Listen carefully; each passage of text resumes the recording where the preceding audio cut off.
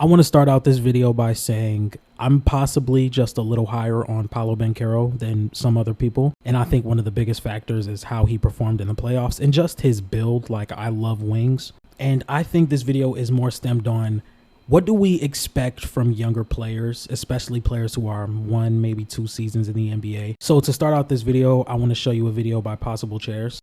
Paolo Banchero is only 21 years old. I'm not ruling anything out with his talent and physical tools, but what we saw last season, I'm just not that into it. What we had was a high volume score, but at miserable efficiency. I mean, the volume is there, but he's like Jordan Poole, Scoot Henderson, Jordan Clarkson, Jalen Green efficiency. It's really bad. The 4th worst true shooting added in the entire NBA, and the 2nd worst field goal percentage added in the entire NBA.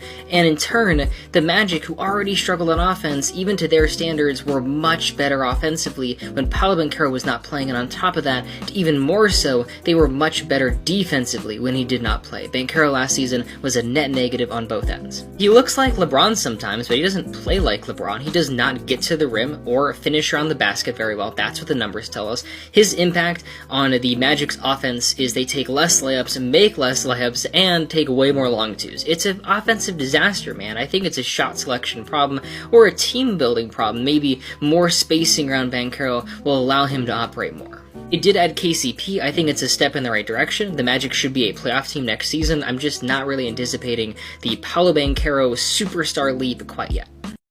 I want to say shout out to Possible Chairs. I definitely think he's a great analyst, and what he does on TikTok is very good in my opinion. But one thing I think that is unfair is when we look at the on-off stats, those things could be very misleading. If we look right here in the playoffs, it shows that opposing teams got a lot better when AD was on the court versus when he was off. So when I look at on-off stats for especially young players like Paolo Banchero, and then we don't have any context, meaning the Orlando Magic had one of the better benches in the NBA.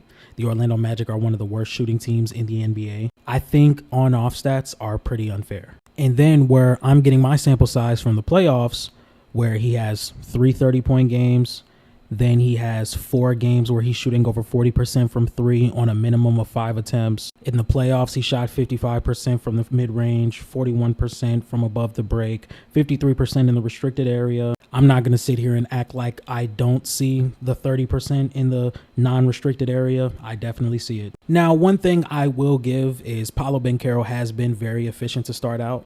When I looked at his shot chart, there's about 2 places on the floor where he shoots league average. The rest is below league average. So I'm not going to sit here and say that he's an efficient player, but what I am going to say is what we saw in the playoffs, how young he is, there's definitely room for it to get better. I think Paolo Banchero is in a situation where offensively, this team may not be the best suited around him. I think Paolo Banchero has the potential to be an above league average defender. I think he rebounds the ball very well for his position. And it leads me to think, what are the standards for these players that are 21 and under? After watching that playoff series, I don't think you look at Paolo Banchero's regular season inefficient numbers and say that can't be fixed.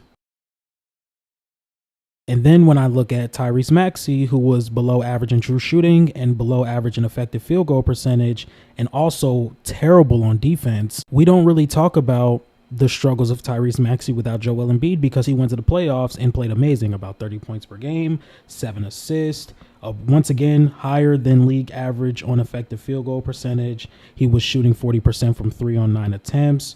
I mean, you can't really complain about that. And then when I look at Paolo Banchero's playoff numbers, I think when we look at these young players and see how they perform, especially in the biggest stage like the playoffs, that efficiency thing is something that could be changed.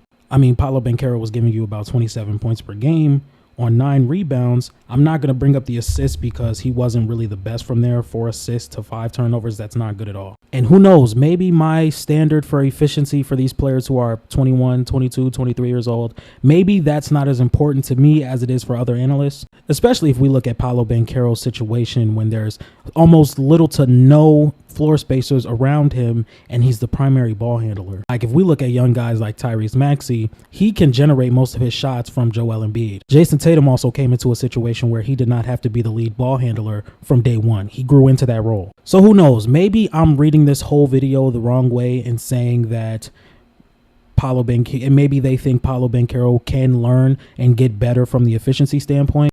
But then again, I don't really value this efficiency from a guy who's 21 years old and is really having the usage that he has at this age. And to wrap up this video, I think we are in a space where we have to disagree.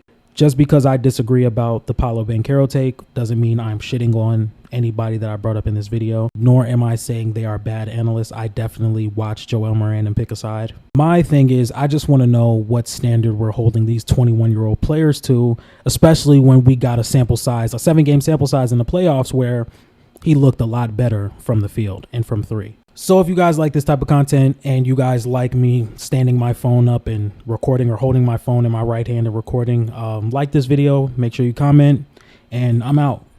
Peace.